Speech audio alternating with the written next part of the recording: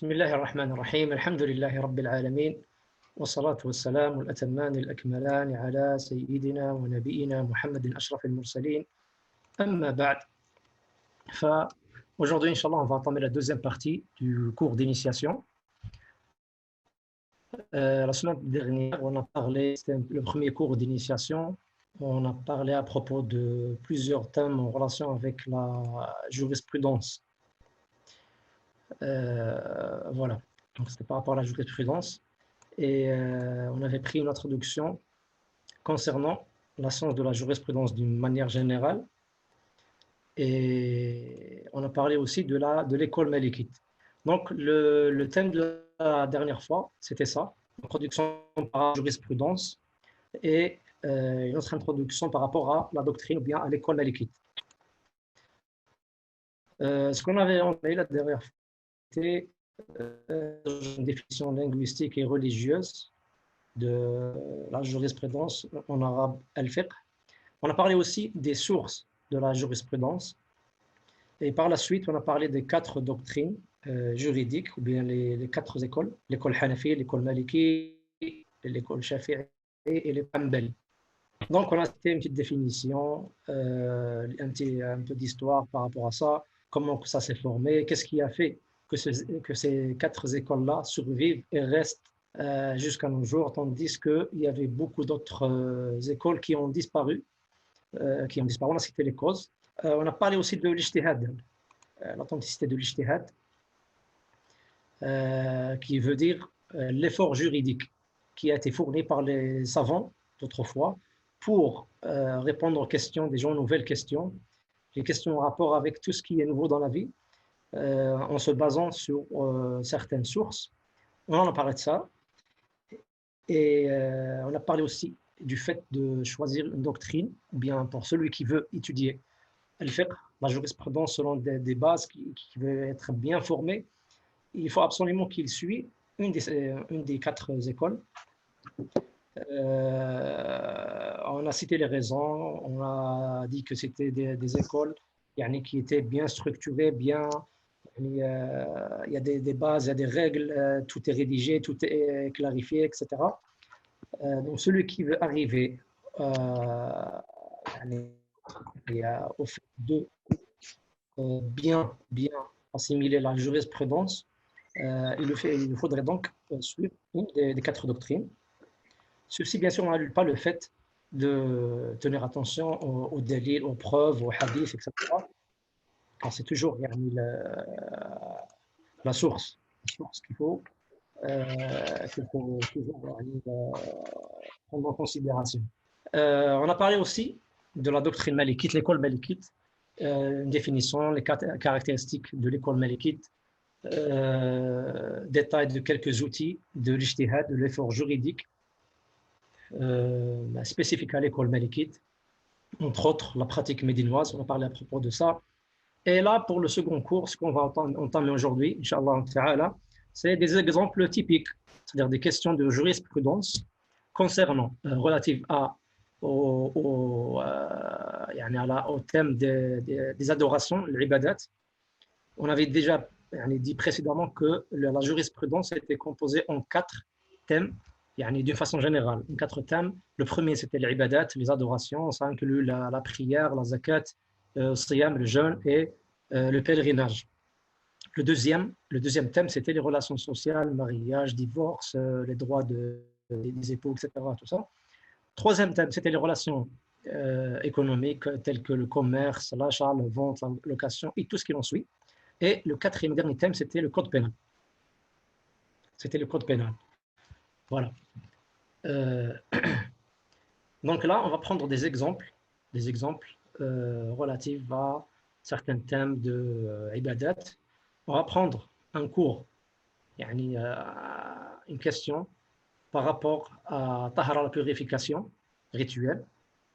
On va prendre une question qu'on va aborder aujourd'hui, Inch'Allah, selon l'école malikite, qui est les différents types d'utilisation de purification. On va aussi voir, par rapport au chapitre de la prière, salat, la question relative à la réduction et le regroupement des prières. Comment et à quelles conditions. Aussi, on va prendre un thème par rapport au thème de la zakat, l'aumône. On va en parler sur le nisab, le haoul et la valeur à donner par rapport à la zakat de la monnaie. Et enfin, on va parler par rapport au thème de siyam, le jeûne. On va aborder la question qui concerne la femme enceinte ou bien la femme qui allait et le jeûne. Voilà. Donc, on va commencer par la première question en relation avec le thème de la purification rituelle, tahara. Donc, on va parler à propos des différentes eaux, parce que l'eau, c'est l'outil des ablutions, les grandes ablutions, les petites ablutions, le nettoyage des souillures, tout ça. Donc, il faut connaître quel est le type d'eau qui est autorisé à utiliser pour accomplir la purification demandée. Voilà. Donc, étant donné que l'eau est l'outil des diverses purifications, on doit bien sûr connaître quelle est l'eau qui est bonne pour y être utilisée. Ce qui doit être utilisé pour les purifications rituelles, telles que le wudu, le ghusl, les petites et les grandes ablutions, nettoyage aussi des souillures, des najasa, ainsi que dans les autres utilisations, c'est l'eau naturelle. L'eau naturelle, c'est l'eau pure et purifiante, c'est-à-dire c'est l'eau qui est à la fois pure en elle-même et elle est purifiante, c'est-à-dire elle purifie les autres choses. On l'utilise pour purifier les autres choses. Donc c'est l'eau pure et purifiante. Cette eau-là, c'est l'eau naturelle. L'eau naturelle qui vient du ciel, de la pluie, ou bien de la terre, les mers, les rivières, les sources, les puits, l'eau de neige qui fond, ainsi que l'eau du robinet qu'on a tout le monde. Tout ça est considéré comme pur et purifiant. C'est considéré comme étant pur et purifiant. Cette eau-là, si elle reste dans cet état-là, c'est-à-dire ses caractéristiques ne changent pas, elle est toujours considérée comme pure et purifiante. Cependant, cette eau-là peut changer si elle est mélangée avec un corps étranger, qui va probablement altérer son odeur, son goût ou bien sa couleur. Dans ce cas-là, si ces caractéristiques, les trois caractéristiques qui sont considérées par rapport à l'eau, c'est-à-dire l'odeur, le goût et la couleur, si ceci est altéré, si ceci change à cause qu'elle soit mélangée à un corps étranger, donc là, sa situation va changer. La règle générale, c'est que l'odeur, le goût et la couleur de l'eau ne doivent pas être altérés. Si les matières, un corps étranger, une matière étrangère qui est mélangée à l'eau et qui altère ses caractéristiques, elle ne reste plus une eau pure et purifiante. Qu'est-ce qu'elle va devenir? Là, on va regarder. Si cette eau-là est mélangée avec un corps étranger qui est pur, qui n'est pas najis, ce n'est pas une souillure, c'est juste un corps pur tel que le lait, tel que le savon, tel que n'importe quelle chose qui est pure, qui n'est pas, c'est pas une souillure, c'est pas une najasa. Dans ce cas-là, l'eau, bien évidemment, elle reste toujours pure parce qu'elle s'est mélangée avec une matière pure, mais elle ne devient plus purifiante. C'est-à-dire de l'eau qui a été mélangée avec de l'huile, avec du lait par exemple, de telle sorte que ça a altéré ses caractéristiques. La couleur a changé, le goût, etc. Dans ce cas-là, c'est une eau qui est pure, mais qui n'est pas purifiante. Voilà. L'eau altère une matière étrangère, une matière pure, ça reste toujours pur, mais non purifiant. Non purifiant. Dans ce cas-là, qu'est-ce qu'on peut faire avec? Est-ce qu'on peut faire les ablutions, la purification rituelle avec? La réponse est non. Ça a changé, ce n'est plus une eau purifiante. Donc, on n'utilise pas pour la purification rituelle, le wudu, le ghusl, etc.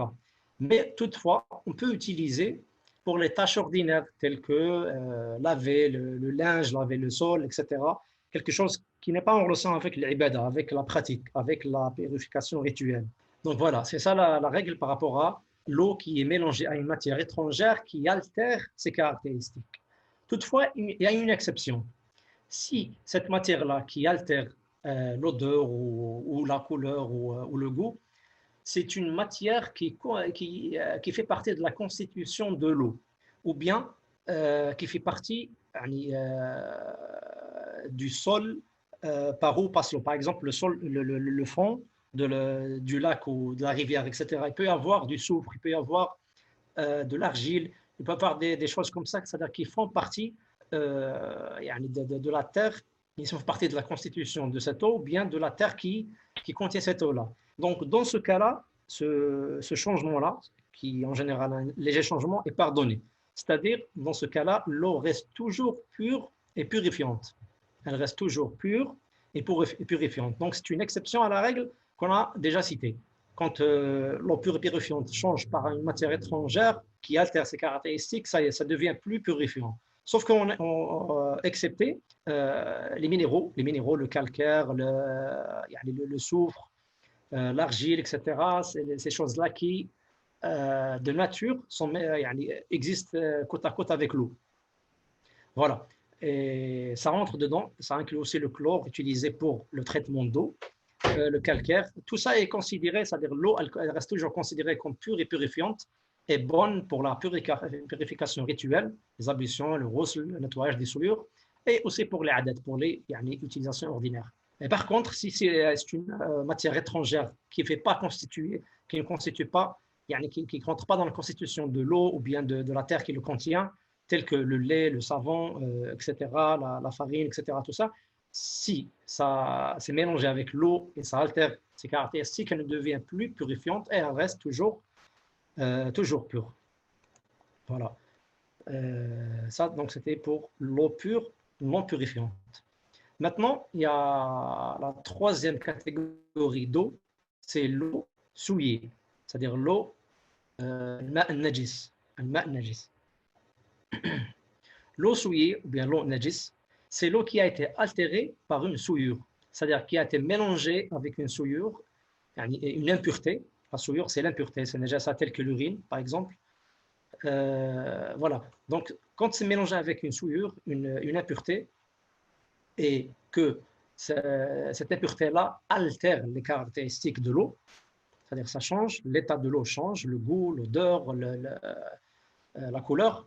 Dans ce cas-là, cette eau n'est plus considérée ni purifiante. Elle devient une eau souillée. Cette eau-là, on ne peut pas l'utiliser ni pour les purifications rituelles, les ablutions, le nettoyage de souillures, ni pour les utilisations ordinaires, telles que nettoyer le sol, le linge, la vaisselle, etc. avec. C'est une eau souillée. Et on note bien qu'on considère une eau souillée quand elle est mélangée avec une souillure qui altère ses caractéristiques. Parce que parfois, il peut avoir une quantité d'eau grande avec une très faible quantité de souillure, ça se mélange et ça ne change pas. Et les caractéristiques de l'eau ne changent pas. Donc, ça reste toujours pur et purifiant. Ça reste toujours pur et purifiant. Donc, en résumé, le principe, c'est que toute eau est pure et purifiante. Ça, c'est la base. À l'origine, l'origine de l'eau, c'est que c'est une eau pure et purifiante. Comme Allah subhanahu wa ta'ala nous a dit dans le Coran, Allah a fait descendre du ciel une eau purifiante. Voilà, donc, à la base, c'est ça. Et il en est de même pour la mer. Bien que les mers et les océans sont bien salés, c'est toujours une eau pure et purifiante.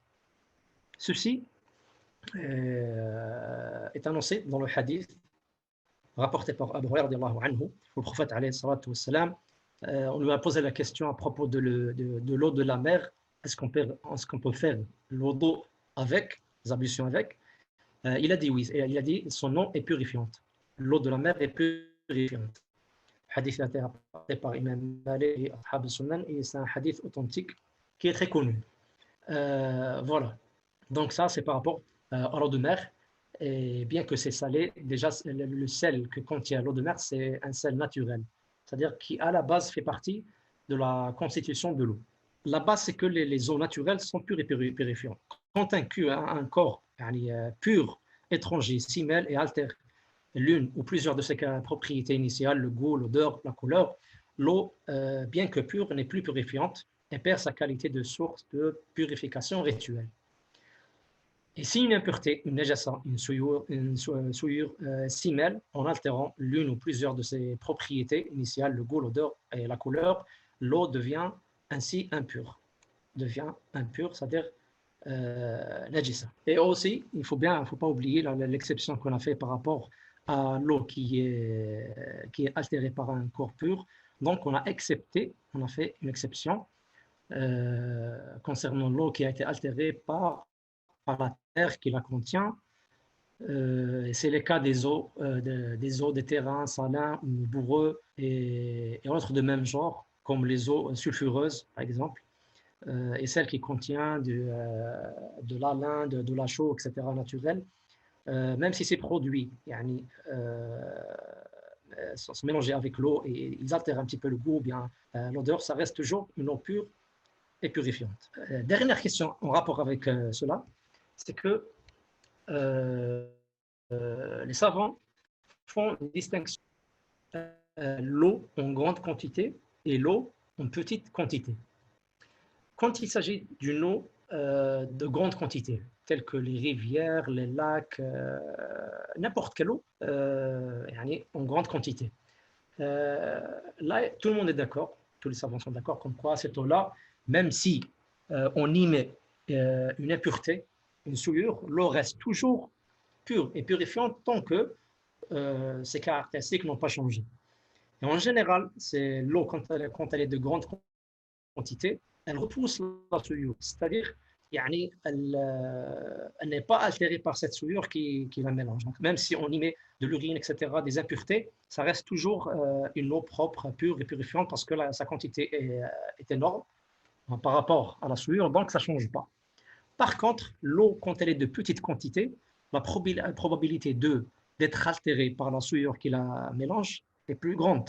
C'est-à-dire il y a le risque pour que ça change, pour que les caractéristiques qui sont l'odeur, le goût et la couleur changent à cause de cette souillure qui s'est mêlée est plus grande.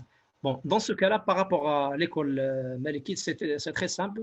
La règle, elle est générale et claire, c'est que tant que l'eau, ses caractéristiques n'ont pas changé, elle reste toujours pure et purifiante. Donc, ce qu'on doit prendre en considération, c'est l'état de l'eau. Tant que ça n'a pas changé, ça reste toujours pur et purifiant. Quoique qu'est-ce qu'ils disent les Malikites par rapport à cette eau-là qui est en petite quantité, qui a été mélangée avec de la souillure, qui n'a pas changé, toutefois qui n'a pas changé ses caractéristiques, bien qu'elle est pure et purifiante, il est détestable de l'utiliser. C'est-à-dire, il vaut mieux éviter tant que on dispose d'une autre eau qui n'a pas été mélangée avec une souillure. Voilà, donc quand une petite quantité d'eau contient une petite quantité d'impuretés, telle qu'une goutte d'urine par exemple, ça reste toujours, et que ça n'altère pas ses caractéristiques, ça sera toujours pur et purifiant, mais il est détestable de l'utiliser. C'est-à-dire, il est l'adorateur de ne pas l'utiliser s'il dispose d'une autre eau qui n'a pas été mélangée avec aucune souillure. C'est-à-dire, c'est un avis un petit peu intermédiaire parce qu'il y a d'autres savants qui considèrent l'eau qui a été mélangée avec une impureté, même si, tant que l'eau, sa quantité n'est pas grande, et même si les caractéristiques de l'eau ne changent pas, ils considèrent ça comme une eau souillée, comme une eau impure. Et par la suite, c'est interdit de l'utiliser dans les ibadat, etc. Donc, pour la malikite, c'est simple parce que pour les autres, ça implique un peu des complications. Déjà, il faut connaître les limites de l'eau petite et l'eau de grande quantité, etc. L'eau petite, ça va jusqu'à une quantité assez importante. Donc, pour une goutte de souillure, ça c'est considéré comme une eau souillée qui ne peut pas être utilisée ni pour les ablutions, la purification rituelle, ni pour les utilisations ordinaires. Voilà. Donc, ça, c'est ce qu'il en est par rapport aux différents types d'eau et par rapport à l'eau qui est censée être utilisée dans les purifications. Maintenant, on va passer au deuxième thème, c'est le thème de la salat, la prière. La question qu'on va aborder ici, c'est la réduction et le regroupement des prières. Al-jam' ou al-qasr. Al-jam' ou al-qasr. La réduction de la prière, quand et comment, et aussi le regroupement des prières, quand et comment. Allah subhanahu wa ta'ala, il a pris en considération l'état des individus, l'état des gens. Parce qu'on peut être dans cette vie, dans des situations où il est un petit peu difficile d'accomplir les prières à temps et de la même manière qui est basique, de la même manière basique, c'est-à-dire en faisant les prières telles que avec le nombre d'unités qui a été prescrit. Allah subhanahu wa ta'ala, par sa grande miséricorde, il a facilité à la Ummah, de certaines règles par rapport à Salat. Quand le serviteur, quand le croyant est en état, dans certains états, Allah Azza wa Jalla lui a permis de regrouper deux prières et de les accomplir dans le temps d'une des deux prières. Et aussi, il a permis, dans certains cas, avec certaines conditions qu'on va voir, Inch'Allah, de réduire les prières. C'est-à-dire à la place de faire la prière contenant 4 unités, de l'accomplir uniquement en faisant 2 unités, comme on va le voir, Inch'Allah ta'ala. On va commencer par rapport à la question relative à la réduction de la prière. Quand et comment? Quand est-ce, comment déjà on réduit la prière? Quelles sont les prières qui sont réductibles, qu'on peut réduire, et les prières qu'on ne peut pas réduire, qu'on doit maintenir telles que, et quand on a le droit de cela. Voilà. Ce qui est réduit, c'est simple. C'est toutes les prières qui font 4 rak'at, c'est-à-dire 4 unités. Entre autres, c'est Dhuhr, l'Asr et l'Isha. Ces prières-là, on peut les faire en 2 rak'at, uniquement 2 rak'at, peuvent être réduites de 4 à 2 rak'at. Par contre, les autres prières qui sont la Subh et le Maghrib, la Subh ça reste 2 rak'at et le Maghrib ça reste 3 rak'at. Dans tous les cas, on ne peut pas les réduire. Et la réduction, c'est une sunna prophétique qui a été aussi citée dans le Coran. Allah subhanahu wa ta'ala nous a autorisé, comme dans le Surat An-Nisa, de réduire les prières. Le prophète alayhi salatu wassalam l'a bien clarifié, il a bien pratiqué cette tradition. D'ailleurs, on n'a pas noté que le prophète alayhi salatu wassalam était en état permettant de réduire, qu'il est état de voyage, et il n'a pas fait cette sunna, n'a pas accompli cette sunna de réduction. Donc c'est une sunna. Si la personne toutefois est en voyage, etc., est dans une situation qui lui permet de réduire et elle choisit de ne pas réduire ou bien elle ne réduit pas ses prières, c'est autorisé. Mais ce n'est pas la sunna. C'est-à-dire, la meilleure chose, c'est de suivre le prophète alayhi salatu wassalam et d'appliquer sa sunna. La meilleure pratique, c'est la pratique confort avec la pratique prophétique. La pratique du prophète sallallahu alayhi wa sallam. Donc, ce n'est pas parce qu'on fait plus de rak'at ou bien, etc., que ça va être mieux. Non. Le prophète alayhi salatu wa sallam a choisi d'accepter la facilitation d'Allah azza wa jal. Il nous a dit dans plusieurs hadiths qu'Allah azza wa jal aime qu'on accepte ces facilités, les facilités qu'il nous accorde.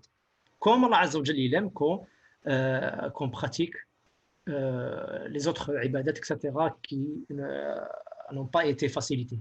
C'est-à-dire, la bonne pratique, c'est de suivre le prophète, de suivre les consignes de la sunna. Parmi ces consignes, c'est le fait de réduire la prière. Là, on va parler du fait des situations qui nous permettent de réduire les prières. C'est-à-dire, quand est-ce qu'on a le droit de réduire les prières? Les situations dans lesquelles on peut réduire les prières, c'est le voyage, premièrement. Le voyage, quand on est en état de voyage avec certaines conditions. Ces conditions-là sont relatives par rapport à la distance et à la durée du voyage. La distance et la durée du voyage. Donc, on a 2 choses à considérer. Par rapport à la distance, chez les Malikites, c'est le voyage long. Un voyage long, c'est quand ça dépasse 80 km. Quand ça dépasse 80 km. Ce qui a été cité dans le hadith Arba'at Burud. Et le Barid, c'est une unité qui est ancienne, qui équivaut à 16 farsakh, c'est une autre unité ancienne. En tous les cas, ça équivaut en fin de compte 80 km. À propos de cette question-là, il y a une divergence entre les savants. Pourquoi? À cause de cette divergence, on n'a pas un texte explicite qui dit à partir de cette distance, réduisez les prières, et en dessous, cette distance ne réduisez pas. Un texte de cette manière-là n'existe pas. Toutefois, les savants, qu'est-ce qu'ils ont fait? Ils se sont appuyés sur les avis des compagnons qui ont côtoyé le prophète, alayhi salatu wassalam, qui ont voyagé avec lui, qui ont fait la réduction avec lui. Donc, ils se sont référés au fatwa des sahaba, d'une part. D'autre part, ils ont observé les trajets que le prophète alayhi salatu wassalam, a accomplis durant sa vie et où il a réduit les prières. Donc, ils ont trouvé que à cette distance-là, c'est-à-dire là, pratiquement tout le monde est d'accord qu'à partir de 80 km, on a le droit de réduire. Moins de 80 km, il y a une divergence entre les savants. Quoique, on va voir aussi les fatwas des Sahaba sur lesquels s'est basé les Malikites et les autres aussi qui sont d'accord avec eux pour cette question-là. Al-Bukhari rahimahullah a rapporté dans son sahih authentique, dans son recueil authentique, selon Abdullah ibn Umar et Abdullah ibn Abbas. Ces deux compagnons du prophète alayhi salatu wassalam, qui faisaient partie des savants, des compagnons qui étaient savants et qui faisaient beaucoup de fatwa. Donc, a rapporté selon Abdullah ibn Umar et Abdullah ibn Abbas qu'ils ne réduisaient pas et ne rompaient pas le jeûne pour les distances de 4 burud, qui vaut à 80 km. C'est-à-dire, à moins que ça, moins de cette distance-là, il n'y a pas de réduction. Après ça, il y aura la réduction. Voilà, donc c'est cette fatwa rapportée par Al-Bukhari selon Abdullah ibn Abbas et Abdullah ibn Umar, comme quoi, moins que cette distance-là, il n'y a pas de réduction, il n'y a pas de le fait de rompre le jeûne, etc. Et on rapporte la même chose selon le compagnon, le sahabi, Malik ibn Anas, et qui dit que c'était une sunna prophétique de réduire les prières dans les longs trajets, dans les longs voyages. Voilà. Donc, par rapport à cette distance-là, tout le monde est d'accord.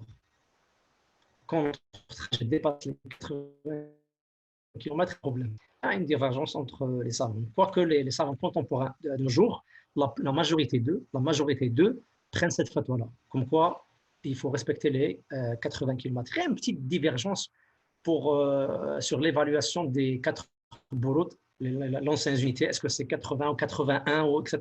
Bon, ça ne change pas beaucoup. C'est environ 80 km. Donc, par rapport à ça, quand notre trajet dépasse 80 km, selon les Maliki, on a droit, et selon la plupart des savants contemporains, on a droit de raccourcir les prières, citer les prières composées de 4 unités, on les accomplit en uniquement 2 unités. Les Maliki posent aussi une autre condition ici, relative à ce voyage. Il faut qu'il soit un voyage licite, c'est-à-dire c'est un voyage qui n'a pas été fait pour désobéir à Allah Azza wa Jalla. C'est quelqu'un qui voyage pour commettre des désobéissances, c'est-à-dire il voyage à l'étranger pour aller faire des choses interdites, etc. N'importe quelle désobéissance, ils disent que cette personne-là ne mérite pas al-rukhas, les facilités d'Allah Azza wa Jal, telles que le fait de raccourcir les prières. Quoique, même si cette personne-là, elle n'a pas le droit de raccourcir, mais si elle raccourcit sa prière, les Malikis disent que la prière est acceptée. Quoique il a fait un péché, c'est-à-dire il a commis quelque chose d'interdit, mais ça n'annule pas la prière. Pourquoi? Parce qu'il y a des savants qui disent qu'il a le droit d'accomplir, de faire la réduction. Et aussi, d'un autre côté, c'est bien quelqu'un qui est en possession de voyage, et les textes déclarent que celui qui est en possession de voyage, surtout si c'est un voyage long, il a le droit de réduire les prières. Donc, dans ce cas-là, celui qui fait la réduction et qui est désobéissant, c'est-à-dire il désobéit par ce voyage. Ce n'est pas qu'il commet une désobéissance pendant le voyage. Il y a une différence entre les deux. Quelqu'un peut faire un voyage qui est licite, qui est correct, un voyage pour quelque chose qui est autorisé, ou bien pour une adoration même. Par exemple, il voyage pour faire l'umrah ou le hajj, etc. Pendant le voyage, par exemple, il fait une médisance, il fait un péché. Ce n'est pas ça dont les savants parlent. Ils parlent d'un voyage qui est dédié pour accomplir la désobéissance. C'est-à-dire, il sort, il quitte sa ville, il se met en trajet pour aller, par exemple, dans une ville pour aller au casino, etc., les bars, tout ça, pour faire les différentes désobéissances. Voilà, donc il y a une différence entre les deux. Donc, dans ce cas-là, il n'a pas le droit de raccourcir les prières selon les Malikites. Si le trajet est licite, eh bien, il dépasse les 80 km. C'est à partir de quel moment que l'adorateur, le prieur, a le droit de raccourcir les prières? La réduction de prières commence lorsqu'on quitte les derniers lieux d'habitation de la ville de départ. C'est-à-dire, on habite à une certaine ville, on habite à Bordeaux. Dès qu'on quitte les dernières habitations de la ville, on sort de la ville, on quitte les habitations, à partir de ce moment-là, on commence à réduire les prières, bien que entre nous et la ville qu'on a quittée, il y a juste quelques centaines de mètres, on n'est pas très loin, mais vu que le trajet va dépasser les 80 km, à partir de ce moment-là, on a le droit de réduire les prières. Donc, il faut qu'on ait l'intention de voyager plus de 80 km. Si c'est le cas, on n'a pas le droit de réduire les prières tant qu'on n'a pas quitté la ville de départ. Tant qu'on est dans la même ville, on ne réduit pas. Dès qu'on dépasse la ville, on dépasse les derniers lieux d'habitation de la ville, on sort en dehors de la ville. À partir de ce moment-là, même si on est près de la ville, on commence à réduire les prières comme le prophète alayhi salatu wassalam le faisait. Dès qu'il dépassait Médine, il sortait de Médine, il commençait à réduire ses prières et à faire à la place de 4 à la place de 4. Voilà. Voilà. Et aussi, il faut avoir la niya, l'intention de réduire la prière juste avant de commencer à faire la prière. D'accord? C'est-à-dire, avant de faire takbirat al-ihram et de commencer la prière, de faire Allahu Akbar, juste avant, il faut qu'on ait la niya, comme quoi on va faire une prière réduite. La niya, c'est l'intention qu'on a dans le cœur. Ce n'est pas quelque chose qui est prononcé. Non, au contraire, c'est quelque chose qui demeure dans le cœur. C'est une intention. Voilà. Donc, ce n'est pas obligé qu'on ait l'intention de raccourcir avant de débuter le voyage. Non, l'intention est demandée au moment du commencement de la prière. Juste avant de commencer, voilà, à ce moment-là, on a l'intention de la niya de faire une prière réduite. On va parler parce que cette réduction de prière se poursuit, c'est-à-dire qu'on a toujours le droit, tant qu'on est en position de voyage, tant qu'on n'est pas retourné chez soi, on a le droit de réduire les prières. Il y a une question qui se pose. Quand on fait un voyage, quand on est en trajet, quand on arrive à une autre ville, c'est-à-dire la ville de destination, bien le pays de destination, on va peut-être séjourner un moment, un certain nombre de jours. On va y rester 3, 4, 5 jours, une semaine, un mois, un an, etc. Ça change. Dans ce cas-là, en étant arrivé au pays de destination, bien la ville de destination, est-ce que là-bas, en étant par exemple dans un hôtel, ou, etc., est-ce qu'on a le droit de réduire les prières ou non? Ça, c'est en rapport avec l'intention qu'on a, l'intention c'est-à-dire la durée de temps qu'on va séjourner dans la ville de destination.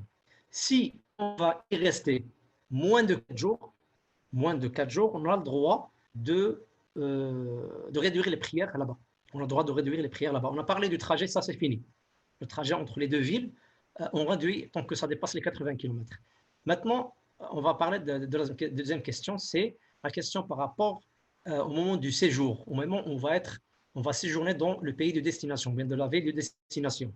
Si ça ne dépasse pas les 4 jours, dans ce cas-là, on a le droit de réduire les prières. Si on va rester 1 jour, 2, 3, 3 et demi, on va réduire les prières. Si on y reste 4 jours et plus, c'est-à-dire le temps suffisant pour accomplir 20 prières, 4 fois 5, 20, le temps d'accomplir 20 prières, dans ce cas-là, on ne réduit pas. On ne réduit pas les prières, on les accomplit à 4 unités sans réduire. Ça, c'est l'avis des Malikites et d'autres savants, quoique là aussi il y a une divergence entre les savants. Bon, là je vous signale qu'il y a une divergence comme ça parce que vous n'allez pas vous étonner quand vous allez trouver des gens suivre d'autres avis, parce que c'est quelque chose qui nous arrive souvent, tout le monde, ça arrive à tout le monde de voyager, etc. Donc, juste pour avoir une idée.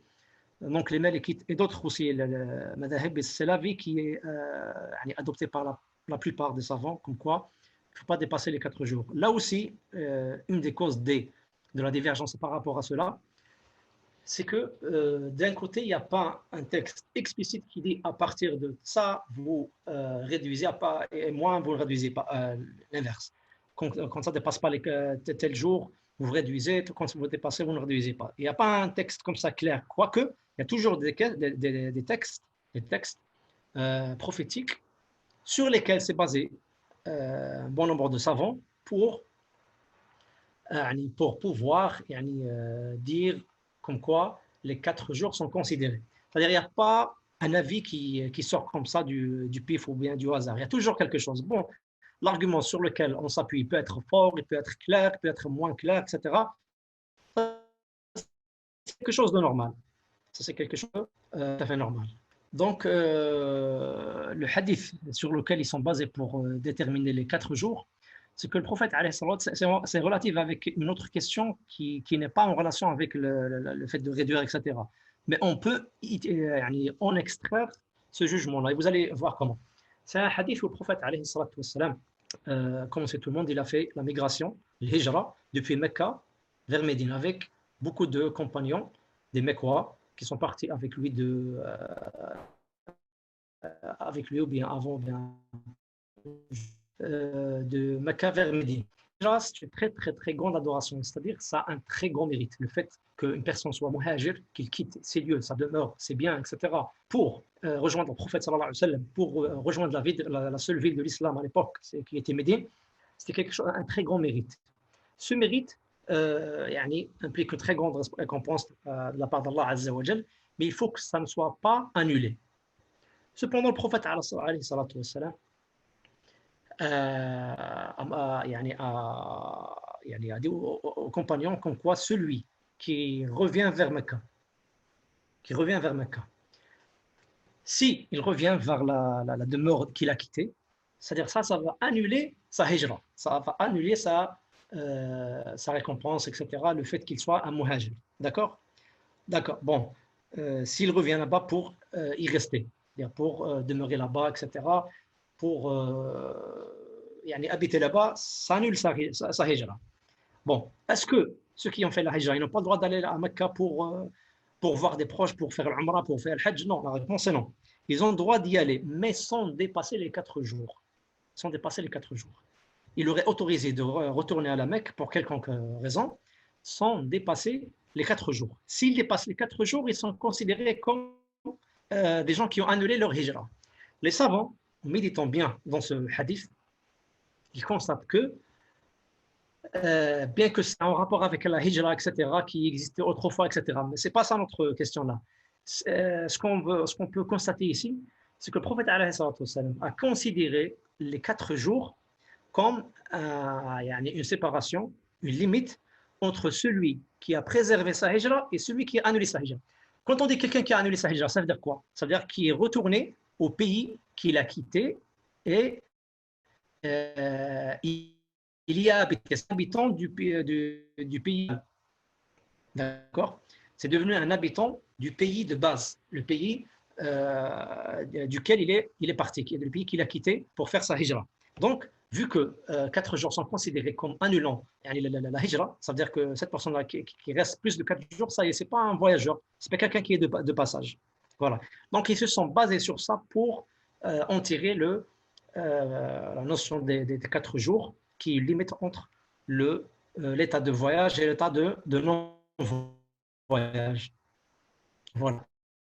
Donc, c'est ça qu'ils se sont basés. Bien sûr, c'est un argument qui est assez fort. Ce n'est pas un argument qui est clair à 100%. C'est pour ça qu'il y a des divergences. Mais quand même, c'est quelque chose d'assez intéressant. Et ce qui est bien, c'est que ça rend cette question-là de réduction, etc., clair. Voilà. Donc, 4 jours, moins de 4 jours, je réduis. Plus de 4 jours, je ne réduis pas. Parce que s'il n'y avait pas ça, on va se faire à quoi? On va dire il n'y a pas de limite, comme il y a des savants qui disent ça, il n'y a pas de limite. Dans ce cas-là, bon, je voyage pour 1 mois, 2 mois, pour 6 mois, pour étudier à l'étranger, par exemple. Je loue un logement là-bas, je reste toute l'année scolaire, 9 mois, puis je retourne l'été chez mes parents, etc. Puis je retourne l'année prochaine. Est-ce que je suis considéré comme en état de voyage, bien que je reste toute une année? On ne peut pas dire ça. Bon, si on dit que je ne suis pas en état de voyage, d'accord, c'est quoi la limite? On ne peut pas savoir. Et même si on se réfère à l'urf, c'est-à-dire les gens, qu'est-ce qu'ils considèrent? Est-ce qu'ils considèrent ça comme un voyage ou non? Ce urf-là, il ne va pas être précis. Chacun considère, il y en a qui considèrent un mois comme étant beaucoup, ce n'est pas un état de voyage. D'autres, ils disent non, c'est toujours un état de voyage, etc. etc. Là, je reviens pour dire qu'il y a une exception. Il y a une exception, c'est-à-dire quand on fait un voyage de 4 jours, on ne réduit pas. Il y a une exception, on peut réduire même si on dépasse les 4 jours. C'est quand on fait un voyage et quand on est indécis. Quand on est indécis, c'est-à-dire on ne sait pas si on va rester moins ou plus. Bon, si on sait que dans tous les cas, on va rester plus de 4 jours, mais est-ce qu'on va rester une semaine ou 2 semaines? Ah, c'est clair qu'on ne va pas réduire parce que sûr de dépasser les 4 jours. Mais quand on n'est pas sûr, est-ce que je vais rester moins ou plus? Dans ce cas-là, je réduis mes prières, même si je dépasse les 4 jours, je continue à réduire tant que je suis indécis.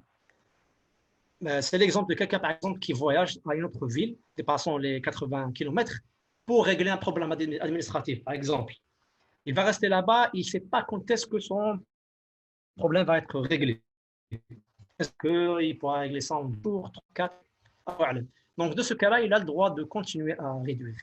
Et d'où est-ce qu'on a ramené ça? Le prophète, dans un de ses voyages, quand il est parti conquérir la Mecque, etc., la 8e année après l'Hégire, donc quand le prophète, il y est resté, c'était un cas spécial, parce que c'était un état de guerre, etc. On ne sait pas quand est-ce que ça va finir. Il est resté un moment un peu long, environ 20 jours, et il a continué à faire ses prières à 2 rak'at. Les savants disent que là, le prophète ne savait pas. Parce qu'à la base, toujours, il disait à ses compagnons de ne pas dépasser les 4 jours. La chose qu'il a fait dans son pèlerinage, Hajjat al-Wada', quand il a fait le pèlerinage d'adieu, il n'a pas dépassé, juste après avoir terminé les manasik, les rites du pèlerinage, et bien avant aussi, il n'a pas dépassé les 4 jours, que ce soit avant le fait de commencer le pèlerinage ou bien après. Il n'a pas dépassé les 4 jours. Et il avait recommandé à ses compagnons de ne pas aussi dépasser les 4 jours. Voilà. Donc, dans le cas où on est indécis, on ne sait pas, etc., même si ça traîne, ça dépasse les 4 jours, on continue toujours à faire la réduction des prières. Une autre question relative à ça, assez importante, c'est l'imama, c'est-à-dire quand on fait une prière en groupe, quand on fait une prière en groupe, derrière un imam qui n'est pas dans le même état que nous. Par exemple, moi je suis en état de voyage, j'ai le droit de réduire. J'entre dans une mosquée de la ville de destination, c'est une ville où je vais séjourner juste 2 ou 3 jours, donc j'ai le droit de réduire les prières. L'imam n'est pas en état de voyage, il va faire sa prière complète. Dans ce cas-là, si je prie avec lui, il m'est obligatoire de le suivre et de ne pas réduire. Si je rentre avec lui dans la même prière, je n'ai pas le droit, après avoir fait 2 rak'at, je fais salam et je quitte la prière et en laissant l'imam continuer. Je dois continuer avec lui. Même si je le rejoins, par exemple, dans la 3e unité, 3e rak'at, c'est-à-dire je vais faire 2 rak'at avec lui, il va faire salam. À ce moment-là, je n'ai pas le droit de faire salam. Puis que je rentre avec lui dans une prière complète, je dois compléter. Même si je fais avec lui une seule rak'at, une rak'at complète avec son recours. Dans ce cas-là, je suis considéré comme quelqu'un qui a atteint, qui est rentré, qui est bel et bien rentré avec la prière de l'imam. Dans ce cas-là, je dois continuer ma prière. Dès que l'imam il fait son salam, après avoir fait une seule rak'at avec lui, parce que lui, pour lui c'est la 4e, moi c'est la première, je me lève et je continue mes 3 rak'at restantes. Ça, c'est l'imam quand j'ai fait la prière derrière un imam qui complète sa prière. Ceci a rapporté selon les Sahaba, les compagnons du prophète, dans un recueil authentique, apporté par l'imam Ahmed dans son recueil et par son Sahih Muslim, son authentique. Selon Abdullah ibn Abbas, voyageur, quand il prie la sunna pour le voyageur, quand il prie avec un imam résident, et de prier 4 rak'at. Il y a aussi un hadith prophétique où le prophète dit que l'imam n'est là que pour être suivi. Alors ne le contredite pas. Il ne faut pas le contredire. Il ne faut pas contredire l'imam. C'est-à-dire, il faut le suivre. Vu que l'imam complète, on doit aussi compléter. Maintenant, on va voir l'inverse. Si l'imam est voyageur et que nous, on est résident, si l'imam est voyageur, il va réduire sa prière. Et par contre, nous, on n'a pas le droit de réduire. Dans ce cas-là, bien sûr, quand l'imam va faire ses 2 rak'at et faire le salam, faire la prière, nous, on doit se lever pour continuer nos 2 unités restantes. On complète, ça c'est clair, car on n'est pas en état de voyage. Comme le prophète, ça lui est arrivé de guider la prière en tant qu'imam.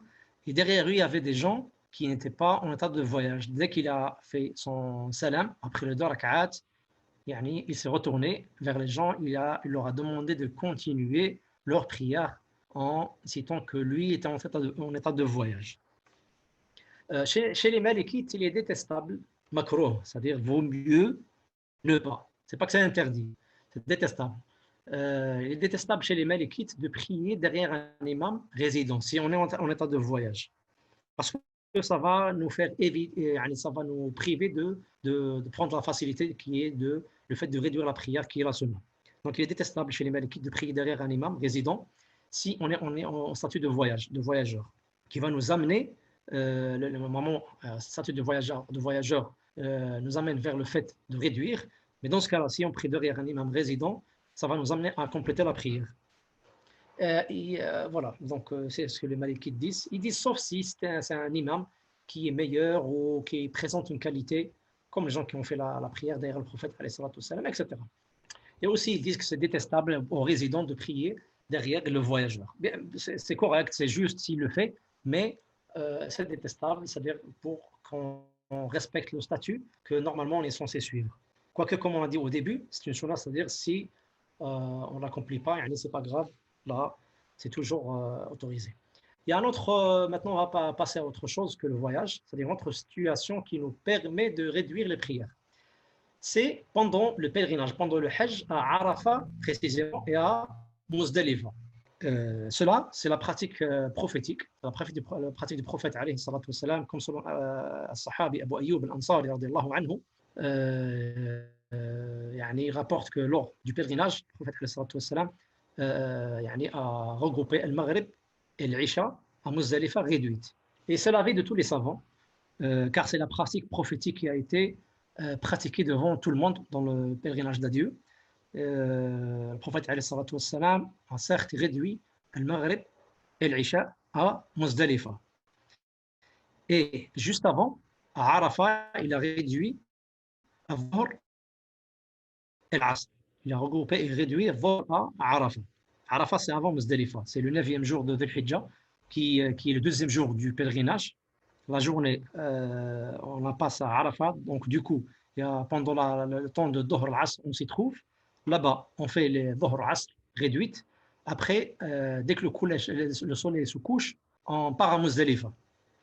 On part à Muzdalifa et on y accomplit al-Maghrib et l'Isha, en réduisant l'Isha, bien sûr. Le Maghrib, ça ne se réduit pas. On les regroupe et on les réduit. La réduction, c'est une sunna spécifique dans le trajet ou bien dans le pays de destination, à condition de ne pas dépasser les 4 jours. Avec les détails qu'on a déjà cités, c'est une facilité, et aussi à Arafat et Muzdalifa. Maintenant, on va passer à la deuxième question qui est al-jam', le regroupement des prières. Qu'est-ce que ça veut dire le regroupement? Comment on regroupe les prières? Deuxièmement, quand est-ce qu'on a le droit de regrouper les prières selon les qawls malikites? On va voir qu'on a 6 situations dans lesquelles on peut réduire nos prières. La règle générale en islam, c'est que la prière a été décrétée et assimilée à certains temps. C'est-à-dire qu'on doit faire la prière, qui est une obligation, qui est un pilier de l'islam, dans certains temps qui ont été précisés dans les textes coraniques et prophétiques. Inna salata kanat ala al-mu'minina kitaban mawquta. La prière a été décrétée aux croyants comme étant une adoration reliée à des temps précis. Néanmoins, en cas de difficulté majeure, ou bien en cas d'empêchement de faire cette prière à temps, Allah Azza wa Jalla nous a permis de regrouper certaines prières pour lever la difficulté. La miséricorde d'Allah subhanahu wa ta'ala et sa grande clémence a fait que Allah subhanahu wa ta'ala et par sa clémence, il nous a autorisé de regrouper les prières, certaines prières bien sûr, comme on va le voir, pour lever la difficulté. Donc, le regroupement se fait entre les prières de Dhuhr et l'Asr et entre Al-Maghrib et l'Isha. Quant à la prière de Subh, elle doit être absolument faite dans son temps. C'est-à-dire on n'a pas le droit de la regrouper ni avec la prière précédente qui est l'Isha, ni avec la prière qui succède qui est Al-Dhuhr. Aussi, on ne peut pas regrouper l'Asr avec le Maghrib. Donc le regroupement est restreint à Al-Dhuhr avec l'Asr. On les regroupe en les accomplissant dans le temps de Dhuhr ou bien dans le temps de l'Asr et aussi entre Maghrib et l'Isha. On peut regrouper le Maghrib et l'Isha en regroupant ces deux prières-là et en les accomplissant soit au temps de Maghrib, soit au temps de l'Isha. Donc, à partir de là, on déduit que le regroupement se répartit en deux types. C'est-à-dire on a deux types de regroupement. Soit un regroupement a priori ou bien un regroupement a posteriori. Le premier type, c'est le regroupement a priori, c'est-à-dire qu'on accomplit la seconde prière dans le temps de la première. On l'avance à l'Asr pour l'accomplir avec Dhuhr dans le temps de Dhuhr. Ça s'appelle Jam' al-Taqdim. Taqdim, ça veut dire avancer. Donc c'est un regroupement a priori, c'est-à-dire avant le temps de la deuxième prière. Et on a le deuxième type qui est le regroupement a posteriori, c'est-à-dire qu'on retarde la première prière pour l'accomplir avec la deuxième dans le temps de la deuxième. Ça s'appelle Jam' al-Ta'khir. Ta'khir, ça veut dire retarder. Donc on regroupe les deux prières pour les accomplir durant le temps de la deuxième prière. Maintenant, on va voir quand on a le droit de réduire les prières. Quelles sont les 6 situations citées dans lesquelles on peut réduire nos prières? Premièrement, l'état de voyage. Tant qu'on est en voyage, on peut réunir, regrouper les deux prières, Dhuhr avec l'Asr, au moment de l'une des deux prières, que ce soit a priori ou bien a posteriori, comme on vient de le citer. Et aussi, on a le droit de faire la même chose avec Al-Maghrib et Al-Isha. Pour le regroupement, maintenant on parle de regroupement, on parle de réduction. Bien que c'est relatif au voyage, c'est-à-dire c'est autorisé dans le voyage, sauf qu'ici, on a le droit de le faire dans n'importe quel voyage, même si ce n'est pas un long voyage, même si on n'atteint pas les 80 km. Tant que c'est un voyage, on a quitté notre ville, c'est un voyage inférieur à 80, 60, 50, 40, etc. Kilomètres, on a le droit de regrouper, selon les Malikites. Ils ont fait une distinction entre ça et ça. Et ce qui est sûr, c'est que le regroupement est plus facile que la réduction. Plus facile, c'est-à-dire quelque chose qui a été autorisé plus que la réduction. La réduction, c'est vraiment restreint au voyage et, comme on a dit, à Arafat et Muzdalifa. Quoique il y a des savants qui considèrent que la réduction dans Arafat et Muzdalifa, c'est à cause du voyage. Et donc, du coup, si on habite là-bas, on ne réduit pas. Donc, ça c'est d'autres écoles qui disent ça. Et la plupart des savants contemporains disent comme les Malikites, comme quoi c'est une réduction liée au pèlerinage, c'est pas au fait qu'on est en état de voyage.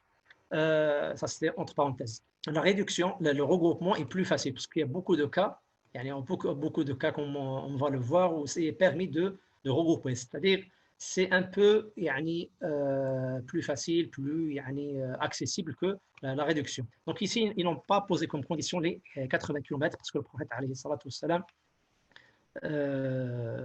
a regroupé dans des petites distances. Il se base sur ça, entre autres, sur ce qui a été fait pendant le pèlerinage. Le prophète il a regroupé, etc. Donc ils sont basés sur ça, grosso modo, pour dire que le voyage est une situation dans laquelle on peut regrouper. Bien sûr, toujours avec la condition que le voyage soit licite. Ce n'est pas un voyage de désobéissance. Ce n'est pas un voyage de désobéissance. Et l'argument, comme je viens de le citer, c'était le regroupement du prophète sallallahu alayhi wa sallam à Arafat et à Muzdalifa pendant son pèlerinage d'adieu. Donc, je disais qu'il fallait noter une chose très importante, c'est qu'il faut avoir la niyyah de faire le regroupement. C'est-à-dire dans le cas où j'ai l'intention de regrouper Dhuhr avec l'Asr et de rapporter Dhuhr jusqu'à l'Asr pour en faire une prière, un regroupement a posteriori, il faut que pendant le temps de Dhuhr, j'ai l'intention de faire ce regroupement-là. C'est-à-dire, je n'ai pas le droit par exemple, de ne pas avoir la niya, après je laisse passer le temps de Dhuhr, c'est cool, et il y a l'Asr qui entre, après je me dis, je vais regrouper. C'est-à-dire, pour que le regroupement soit autorisé, il faut que dès le début, j'ai la niya de regrouper. Comme ça, il sera pour moi autorisé il sera autorisé de reporter Dhuhr pour le faire au moment de l'Asr, dans le temps de l'Asr. Il en est de même pour le Maghrib et l'Isha. Et c'est la pratique prophétique du prophète alayhi salatu wassalam qui faisait ça. Les autres situations dans lesquelles on peut regrouper les prières aussi, on a le jour de pluie. Le jour de pluie. Car il a été rapporté par Al-Bukhari dans son recueil authentique que les prières de Maghrib et l'Isha ont été regroupées dans la mosquée. Donc, ça concerne, quand on dit la pluie, c'est la pluie abondante. Que ce soit une pluie qui existe actuellement ou bien une pluie abondante prévue. Dans les deux cas, on a le droit de regrouper les deux prières. Entre autres, qu'est-ce qu'on fait? On fait l'Isha avec le Maghrib. C'est-à-dire les gens, ils sont venus jusqu'à la mosquée, etc. Il pleut abondamment, d'une manière très forte. Dans ce cas-là, on va faire avec le Maghrib, on fait aussi l'Isha. Donc on fait le Maghrib et l'Isha ensemble au temps de le Maghrib. Comme ça, pour faciliter aux gens de ne pas venir jusqu'à la mosquée pour y accomplir la prière de l'Isha. Mais quelqu'un qui prie chez lui, qui fait le Maghrib et l'Isha, il va, donc qu'il pleut ou il ne pleut pas, ça ne change rien pour lui. Donc dans ce cas-là, il n'aura pas le droit de regrouper les prières. Donc on regroupe les prières à cause de la pluie abondante, la pluie qui tombe actuellement ou bien qui est prévue. Quand on fait la prière, on groupe dans la mosquée. Dans la mosquée, et ceci, la cause, elle est claire, c'est pour faciliter aux gens de ne pas venir en pleine pluie, etc. Et aussi, la troisième situation, c'est considéré par l'imam Malik, rahimahullah, et quand le chemin de la mosquée est rempli de boue et qu'il fait très sombre. Donc avec ces deux critères, bien deux conditions. Quand il fait sombre, c'est-à-dire la nuit, que ce soit la prière de l'Isha ou bien l'aube, le subh, et que le chemin est rempli de boue. Ça existait beaucoup autrefois, et même aussi dans quelques pays un peu loin, etc. Tout ça, c'est un peu sous-développé. Il y a des chemins qui c'est pas goudronné, etc. Donc, quand il y a une pluie qui est déjà tombée, il y a plein de boue, c'est difficile d'aller à la mosquée. Donc, si les gens, malgré cette difficulté, ils partent à la mosquée, donc dans ce cas-là, on peut regrouper l'Isha avec le Maghrib, par exemple, pour les épargner de revenir au moment de l'Isha dans ces conditions un peu difficiles. La quatrième situation, le quatrième cas, c'est la maladie, quand on est malade. Quand on est malade, il sera possible de regrouper les prières. On pourra regrouper entre Dhuhr et l'Asr et aussi entre le Maghrib et l'Isha, car c'est une cause un peu plus pénible que la pluie. Sauf que pour les Malikites, celui qui craint, c'est un peu restreint pour chez les Malikites. Ce n'est pas n'importe quelle maladie, bien sûr, qui autorise à regrouper les prières. Ils disent que celui qui craint de perdre conscience ou qui craint un étourdissement, un vertige, un truc comme ça, ou une autre trouble semblable, quand le temps de la deuxième prière va venir, c'est-à-dire il craint qu'au moment du temps de la deuxième prière, entre autres l'Asr ou bien l'Isha, il craint que quand ce moment-là va arriver, il risque de ne pas être en capacité de faire le wudu ou bien en capacité de faire la prière correctement. Donc dans ce cas-là, il lui est permis d'avancer cette prière-là, que ce soit l'Asr ou l'Isha, et la réunir avec sa précédente, avec Dhuhr ou bien Al-Maghrib, dans le temps de la précédente. Et si cette personne craint que cette situation lui arrive, et enfin elle regroupe les deux prières, et en fin de compte, ça ne lui arrive pas. Ce qu'il a cru n'est pas arrivé. Qu'est-ce qu'il fera? Est-ce que sa prière, la prière qu'il a fait a priori, qu'il a fait devancer, est-ce qu'elle sera acceptée? Elle a accepté, mais c'est préférable de la refaire. Quand je dis c'est préférable, c'est-à-dire que ce n'est pas obligatoire. C'est préférable chez Malikite pour celui qui a cru lui arriver un malaise, etc., un truc qui l'empêchera de faire la prière au temps de la deuxième. Il a devancé, c'est-à-dire il a fait la prière a priori, en reprend avec la précédente. Et si ce qu'il a cru n'est pas arrivé, sa prière, la première prière, elle est valable. Elle est valable parce il s'est basé sur une excuse correcte. Et dans ce cas-là, il est préférable de la refaire. Mais s'il ne la refait pas, c'est pas grave.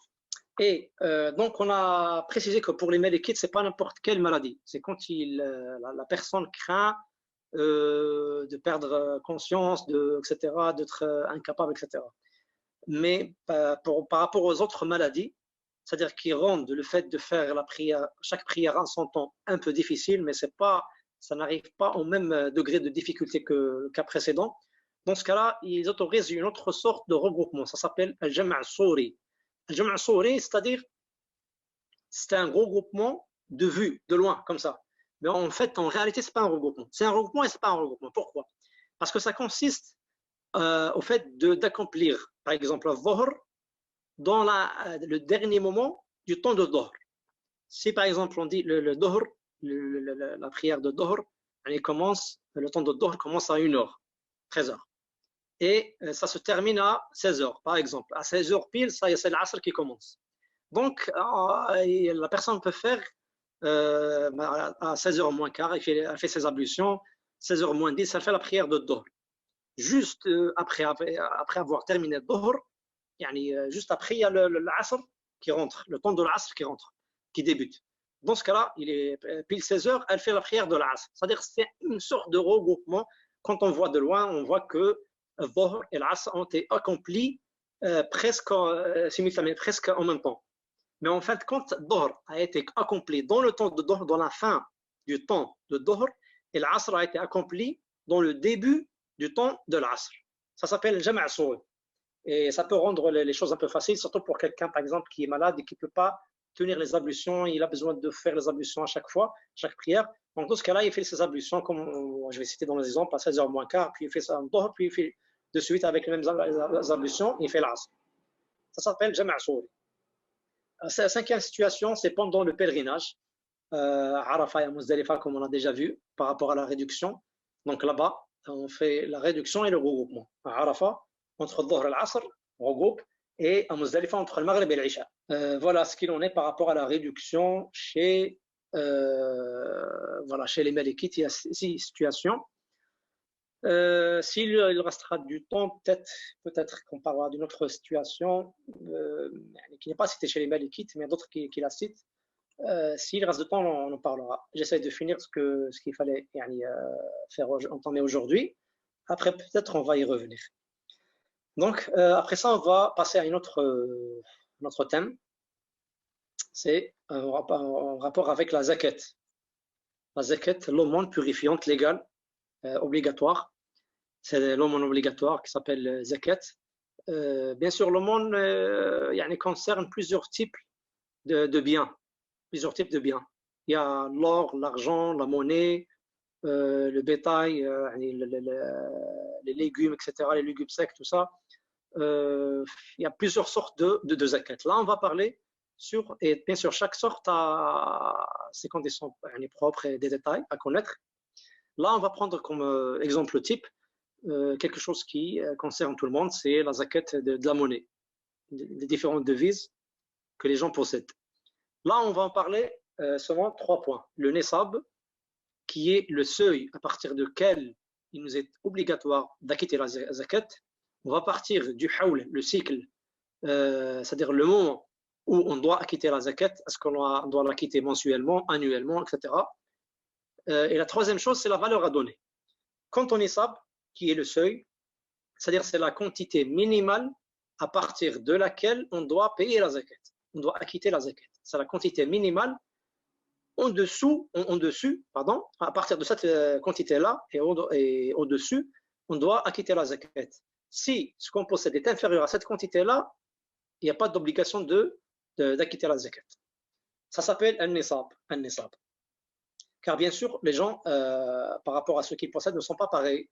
Il y a des riches et des pauvres, etc. Donc, la législation a déterminé un seuil à partir duquel il est obligatoire pour nous d'acquitter la zakat. Ce seuil est différent par rapport à chaque bien. Là, on va parler de la monnaie, un petit peu de l'or et de l'argent. Pour l'or, le nisab, c'est d'environ 85 grammes.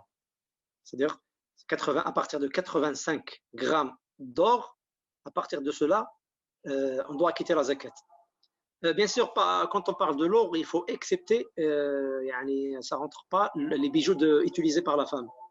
Les bijoux en or utilisés, qu'elle utilise, pas qu'elle stocke pour pour histoire de stocker quelque chose de valeur ou bien pour revendre, etc. Non, je parle des bijoux utilisés que la femme utilise. Elle n'en sort pas la zakat, ça ne rentre pas dedans. Chez les Malikites et chez la plupart des savants. Donc pour l'or, c'est 85 grammes. Pour l'argent, le nisab est d'environ 595 grammes. 595 grammes. 595. Voilà, 585 grammes. Ça, c'est pour l'argent. Pour la monnaie, l'euro, le dollar, le dinar, le rial, la livre, etc., les différentes devises, pour la monnaie, le nisab est l'équivalent soit de 85 grammes d'or, soit de 595 grammes d'argent. C'est-à-dire que, bien sûr, les monnaies n'existaient pas autrefois. Ça existait, mais c'était du vrai or ou bien du vrai argent. La monnaie, autrefois, c'était une valeur qui a une valeur en elle-même. C'est-à-dire sa valeur était explicite. C'était des pièces en or ou bien des pièces en argent.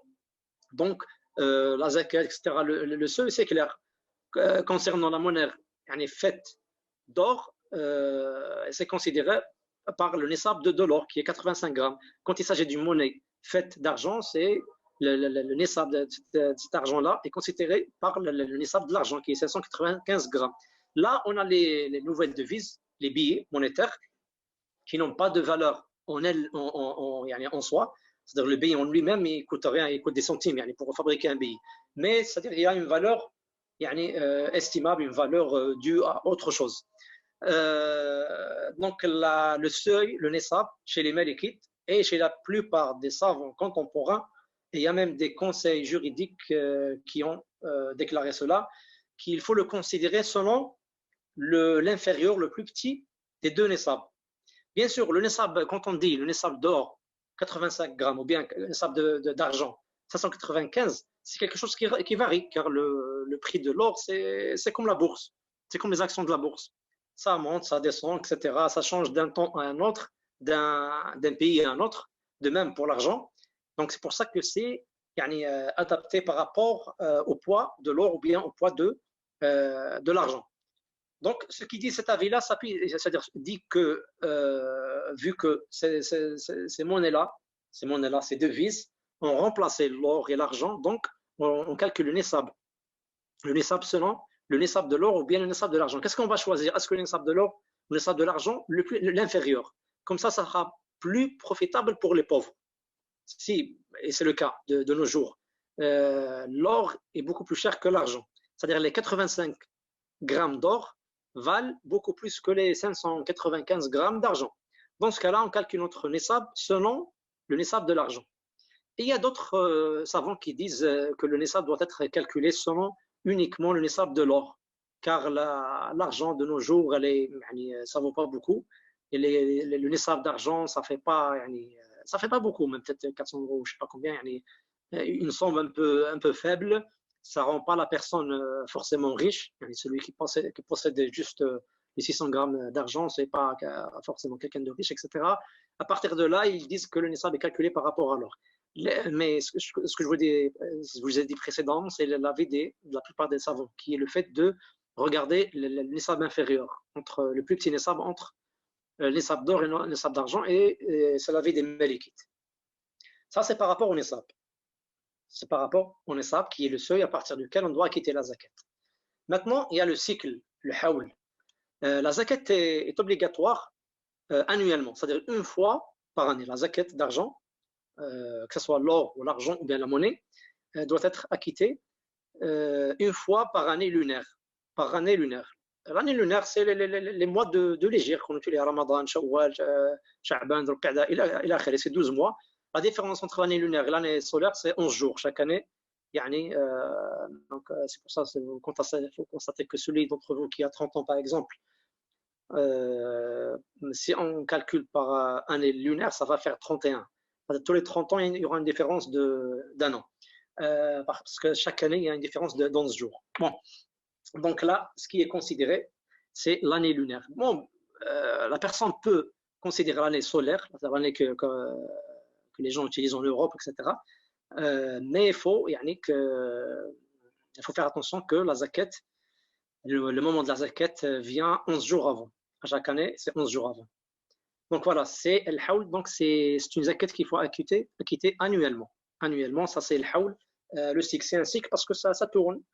À chaque fois qu'il y a les 12 mois lunaires qui s'écoulent, la zakat est obligatoire. À partir de quel moment on commence à compter ce haoul, ce cycle-là? Le haoul débute à partir du moment où on possède un nisab. C'est-à-dire à partir du moment où nos biens, par exemple notre monnaie, la monnaie qu'on possède, elle atteint le seuil, le nisab. À partir de ce moment-là, je commence à compter un an. Si ce que je possède, la monnaie que je possède, continue à être au-dessus, égal ou au-dessus du nisab pendant toute l'année, dans ce cas-là, je dois acquitter ma zakat. Si, par exemple, actuellement, on est en Shahr Rajab, fin mars, là, je viens d'avoir de l'argent qui a atteint le nisab. Je commence à compter. Si après 2-3 mois, l'argent que j'ai diminue en dessous du seuil, en dessous du nisab, là, le cycle est rompu. Donc, il n'y a pas de zakat. Sauf si une autre fois, après quelques temps, j'ai de l'argent qui rentre et ça dépasse le nisab. Donc là, je commence à compter un nouveau cycle. Donc voilà, donc pour acquitter la zakat, il faut que le nisab, qu'on possède le nisab pendant tout le cycle, pendant tout le haoul, toute l'année. Ça, c'est ce qui concerne le cycle. Dernière chose à dire ici, c'est la valeur à donner. Ce qui doit être donné, que ce soit par rapport à l'or, ou bien par rapport à l'argent, ou bien par rapport aux monnaies et devises, c'est le quart du dixième. C'est-à-dire c'est 1 sur 40, ce qui équivaut à 2,5%. 2,5%. 1 sur 40, on divise par 40, ce qu'il en résulte, c'est ce qu'on doit acquitter. Ça, c'est ce qui est en rapport par rapport à la question de zakat. Maintenant, il y a le dernier thème là, c'est une question par rapport aux jeûnes du Ramadan. Et exactement, précisément, ça concerne la femme qui est enceinte ou bien qui allaite pendant le mois de Ramadan. Est-ce qu'elle doit jeûner ou non?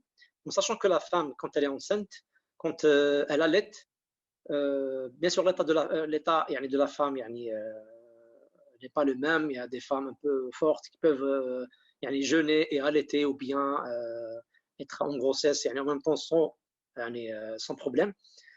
Par contre, il y a des femmes à qui le jeûne pourra nuire à leur santé ou bien à la santé du bébé, que ce soit un fœtus ou bien un enfant allaité. Donc, si la femme craint, il y a une question qui a été posée maintenant, ça vaut combien les 85 grammes, etc., d'or et 595? Je vais y revenir, Inch'Allah, juste après ça.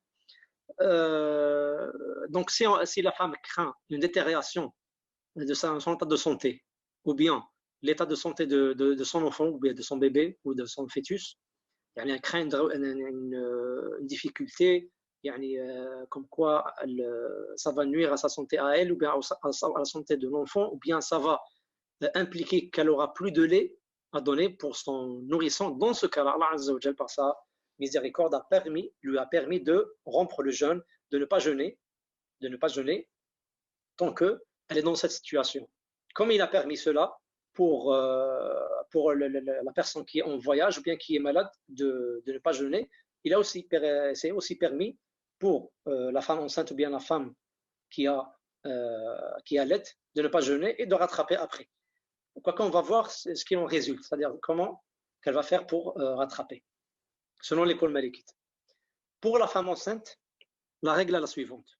Lorsque la femme enceinte a peur de la dégradation de son état de santé d'elle-même ou de son bébé, ou bien des deux à la fois, elle peut interrompre le jeûne si elle est en état de jeûne, ou bien ne pas jeûner dès le début, et elle rattrapera le nombre de jours manqués plus tard. Ceci quand il y a un danger qu'elle ressent, ou bien quand son médecin qui est fiable, le docteur fiable, l'informe que son état de santé ne lui permet pas de jeûner, que ça va nuire à sa santé ou bien à la santé du bébé, etc. Dans ce cas-là, elle a le droit de manger, de ne pas jeûner, de rompre le jeûne ou bien de ne pas jeûner dès le début et de rattraper, c'est-à-dire après que cette crainte sera passée, ce moment difficile sera passé. Après ça, elle rattrape, elle jeûnera selon le nombre de jours qu'elle a mangé.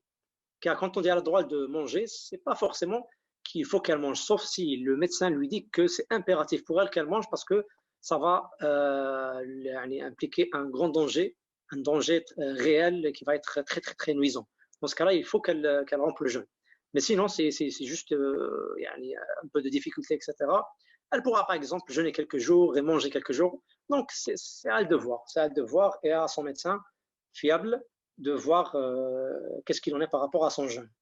Concernant la femme qui allait son enfant, si elle craint pour sa santé ou bien pour la santé de l'enfant, bien que le lait va être épuisé, il n'y aura plus de lait si elle jeûne, dans ce cas-là, et à une autre condition, ou bien à une condition, c'est que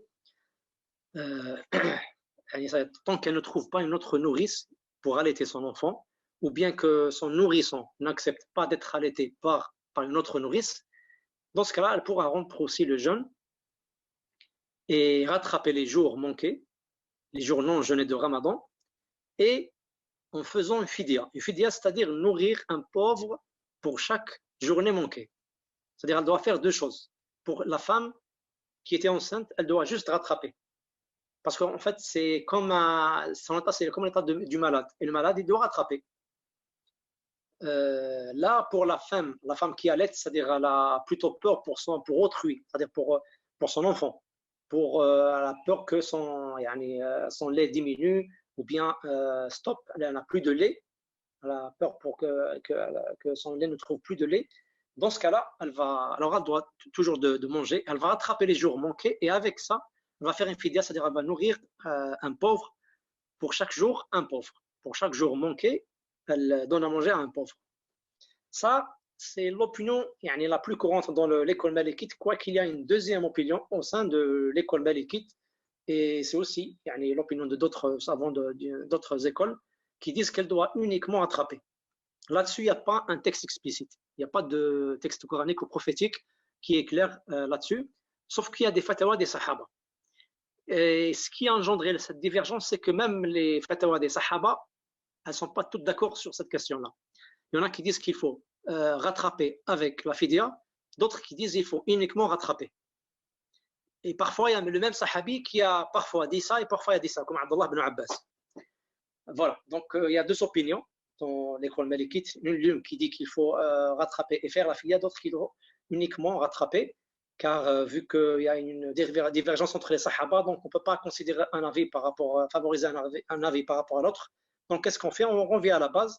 À la base, c'est que celui qui est malade ou qui est en voyage, Allah Azza wa Jalla lui a décrété de rattraper les jours qu'il a manqués. Tant que, bien sûr, il est toujours en possibilité de faire le jeûne. Parce qu'il y a des gens qui ont des maladies chroniques qui ne peuvent jamais jeûner.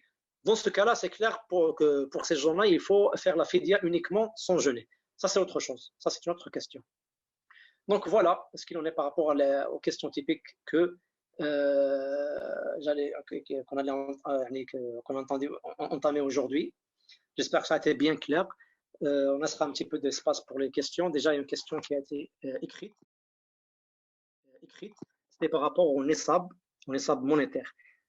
Bien sûr, je n'ai pas cité une somme d'argent en euros. Pourquoi? Parce que ça change. C'est-à-dire qu'il faut, à chaque fois quand notre cycle s'achève, quand le moment de la zakat vient, même bon, c'est-à-dire pour savoir si on a le seuil ou non, il faut poser la question et se renseigner sur le cours, le prix de l'or et de l'argent, ça fait combien, et on calcule les 85 grammes d'or, ça fait combien, parce que ça change. C'est-à-dire maintenant, par rapport au mois prochain, au mois précédent, ça change, c'est comme la bourse. Donc voilà, donc à chaque fois qu'on veut acquitter notre zakat ou bien qu'on veut savoir si ce qu'on a dépasse le seuil ou non, le nessab, on doit se renseigner du prix du gramme d'or et le prix du gramme de l'argent. En fait, je voulais savoir par rapport les ramadans que, justement, comme vous parliez tout à l'heure des femmes enceintes, qu'ils étaient enceintes parce que moi j'avais eu des complications, j'ai dû arrêter. Mais entre-temps, le temps est passé. À chaque fois, je me disais, je vais rattraper. Sauf que j'ai eu plusieurs informations de la part d'imams me disant, soit tu jeûnes et tu donnes une fidia, comme vous avez dit, soit tu jeûnes et tu ne donnes rien, c'est-à-dire tu rattrapes tous les jours où tu as mangé, sachant que j'avais fait plus de la moitié. Ouais.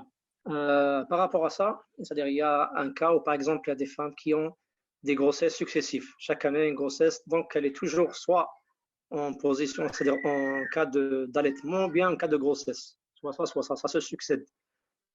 Parfois, il y a des savants qui considèrent que ceci est comme l'état d'un malade qui a une maladie chronique qui ne peut jamais jeûner. Donc, dans ce cas-là, ils disent à cette femme-là de faire la fidia uniquement. Mais tant que c'est toujours possible de jeûner, c'est le mieux. Si c'est possible, il y a un intervalle de temps où c'est possible de jeûner sans crainte de détérioration, dégradation de cas de santé, etc. C'est ce qu'il faut faire. Mais en général, une règle générale, c'est que quand quelqu'un pose la question à un imam fiable qui lui dit un avis, khalas, il prend cet avis-là et il applique. Et même si après, la personne qui a posé la question change d'avis, ou bien elle est convaincue par un autre avis, elle ne va pas rattraper ce qui a été fait en avance. Si par exemple, elle a pris l'avis qui dit qu'il faut faire la fidia, etc., elle a fait la fidia, si son avis change, ça concernera ce qui vient. Ce qui est passé, tant que elle s'est fiée à une fatwa fiable. Donc voilà. Donc, je pense, wallahu a'lam, que la femme qui rompt le jeûne à cause du fait qu'elle est enceinte ou bien qui allait, il y aura sûrement un intervalle de temps entre les deux grossesses, etc., ou bien en début de prochaine grossesse, par exemple, ou dans certaines périodes où elle pourra jeûner. Si elle peut jeûner, par rapport à la grossesse, il n'y a pas de problème. Sauf que quand je vous ai dit par rapport à l'allaitement, il y a, comme on a déjà dit, par rapport à l'école malikite, il y a deux avis. Il y en a qui disent qu'il faut jeûner, attraper, plus la fidia. D'autres qui disent qu'il suffit de jeûner parce qu'il n'y a pas un délai explicite par rapport à la fidia. Ce qui est sûr et certain, c'est que celui qui est par rapport à la maladie, parce qu'en fait, parfois, cette question-là, on y fait une analogie par rapport à la personne malade. La maladie qui passe, quand il y a une maladie qui passe, c'est-à-dire qui vient pour un certain temps après, la personne sera guérie. Dans ce cas-là, certainement, il faudra rattraper, il faudra jeûner uniquement. Pour quelqu'un qui a une maladie chronique, qui reste du durée pendant toute la vie, et que la personne, le médecin a jugé qu'elle ne pourra jamais jeûner, dans ce cas-là, elle va faire uniquement la fidia. Donc voilà, donc si vous voulez, la femme enceinte qui a des complications de santé, etc., c'est un petit peu entre les deux. Quoique à la base, tu es considérée comme une femme malade, dont la maladie va passer. Dont la maladie va passer, va être guérie. Dans ce cas-là, il faut qu'elle rattrape. Parce que tant qu'il y a une possibilité de jeûner, c'est ce qu'il faut faire. C'est ce qu'il faut faire. On ne passe pas à la fidia tant qu'on peut jeûner. Moi, je voulais savoir, admettons, la femme qui est tombée enceinte successivement 2 années de suite, oui. Donc soit par manque de temps, soit par négligence, c'est plus une négligence de ma part, hein, je suis désolée.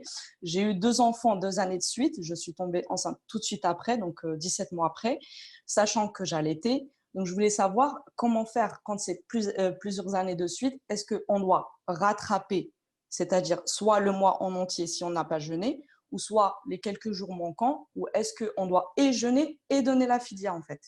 Voilà, d'accord. Il y a deux avis, hein, les deux avis les plus probables par rapport à ça. Le premier, c'est qu'il faut rattraper, ça c'est sûr. Dans tous les cas, il faut rattraper. Mais est-ce qu'il faut faire la fidia ou non? Il y en a qui disent qu'il faut uniquement rattraper et faire un istighfar parce qu'en fait, on n'a pas le droit de rapporter le rattrapage jusqu'au deuxième ramadan, jusqu'à la prochaine fois. Normalement, dans la même année, on doit rattraper. C'est-à-dire, on fait un istighfar et un reporter quand il y a une négligence, il n'y a pas une nécessité ou bien un truc, une situation de santé qui impose cela. Donc, il suffit de faire istighfar tawba et rattraper. D'autres pensent qu'il faut aussi faire une fidia tant qu'on a rapporté le jeûne pour un autre ramadan.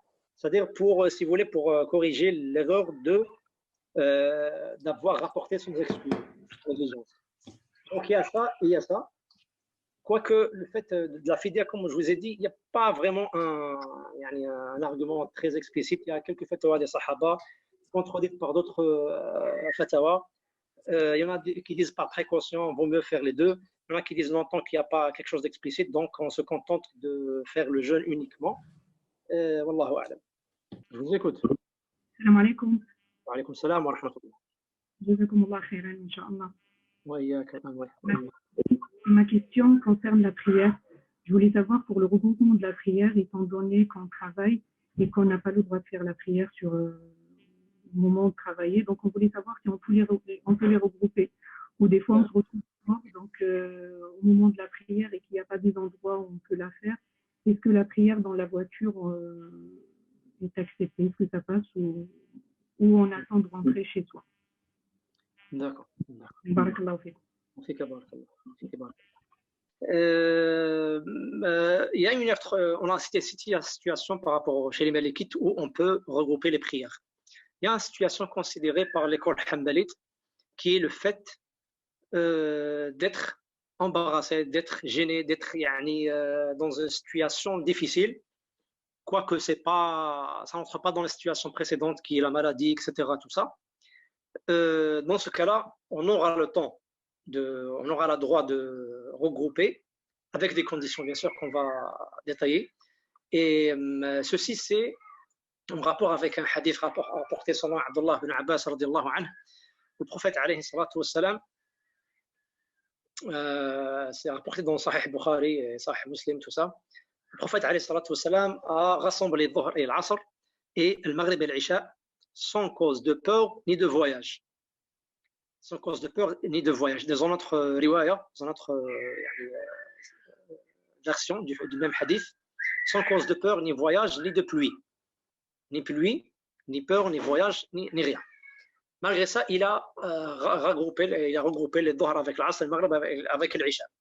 On a posé la question à Abdullah ibn Abbas, le sahabi, le compagnon, qui a assisté à ce fait, et qui a rapporté ce qu'a fait le prophète alayhi salatu wassalam. On a posé la question pourquoi il a fait ça. Il a dit c'est pour enlever la difficulté à sa communauté. Ceci dit qu'il y a des savants, les Hanbali et d'autres savants, qui se sont basés sur ce hadith de Abdullah ibn Abbas pour dire qu'il est permis dans des cas dans des cas de difficulté de regrouper les Dhuhr avec l'Asr ou bien le Maghrib avec l'Isha après a priori ou bien a posteriori, à condition de ne pas en faire une habitude. À deux conditions. La première condition, c'est quand vraiment on ne peut pas, c'est-à-dire on n'a pas d'alternative. Par exemple, si pour le travail, ça peut se faire à deux conditions. Premièrement, qu'on ne trouve pas une autre solution, c'est-à-dire on ne peut pas faire la salat au boulot. Mais si on arrive à se trouver un petit coin dans la société ou etc., dans un lieu, etc., c'est-à-dire qu'il faut faire son effort, quoi. Il ne faut pas directement regrouper, prendre ça comme une habitude. C'est-à-dire on essaie de faire de notre mieux. Si on est étudiant dans la fac, on pourra se trouver un petit coin à droite ou à gauche pour faire la prière rapidement à temps. Donc si vraiment, il n'y a pas de solution, on peut s'appuyer sur ça, car comme je vous ai dit, là, les Hanbali, etc. Et c'est un avis qui est très fort, qui s'est appuyé sur ce hadith. Et comme il a été bien dit par Abdullah ibn Abbas, c'est pour lever des difficultés, ces difficultés extrêmes. C'est-à-dire on ne peut pas d'autre solution. Comme je vous donne un exemple clair où on peut faire ça. Un chirurgien, par exemple, qui va entrer dans un bloc opératoire pour effectuer une opération qui va durer 5 heures d'affilée ou 4 heures d'affilée, etc. Il rentre avant al-Dhuhr, il ne va pas sortir jusqu'à après l'Asr, après que l'Asr soit entré. Il faut faire son effort pour faire sa prière à temps. Si vraiment on ne peut pas, dans des cas extrêmes, c'est possible de regrouper sans que ça soit une habitude. C'est-à-dire, il ne faut pas en faire une habitude. Pourquoi? Parce qu'ils sont basés sur le fait que le prophète n'a fait ça qu'une seule fois. C'est-à-dire comme quoi il veut nous enseigner que ça se fait quand on est dans une cas de limite, on ne trouve pas comment faire. Faire la prière dans la voiture, ça ne se fait pas parce que parmi les piliers de la prière, c'est le fait de la faire debout. Donc il faut que ça soit en position de debout. Et donc, il vaut mieux regrouper les Dhuhr avec l'Asr a priori ou bien a posteriori, de même pour le Maghrib et l'Isha, que de faire la prière assis ou alors qu'on est en capacité de la faire debout. Donc voilà, c'est-à-dire, comme je vous ai dit, selon les malikites, ça ne marche pas. Selon les hanbalites, ça peut marcher, mais avec les conditions, on ne trouve pas d'autres alternatives, il n'y a pas moyen, sans en faire une habitude, c'est-à-dire il faut qu'on se débrouille pour trouver une solution. Et de temps en temps, quand on est embarrassé, il n'y a pas de la khorfa, la religion est simple et voilà, on pourra faire, Inch'Allah. Donc là, on va s'arrêter ici, Inch'Allah. On a dépassé un petit peu le temps, je m'excuse pour ça. Normalement, on allait terminer à 1h moins quart, là il est 1h. Et voilà, Inch'Allah, à la prochaine fois, bismillah ta'ala, et salam alaikum.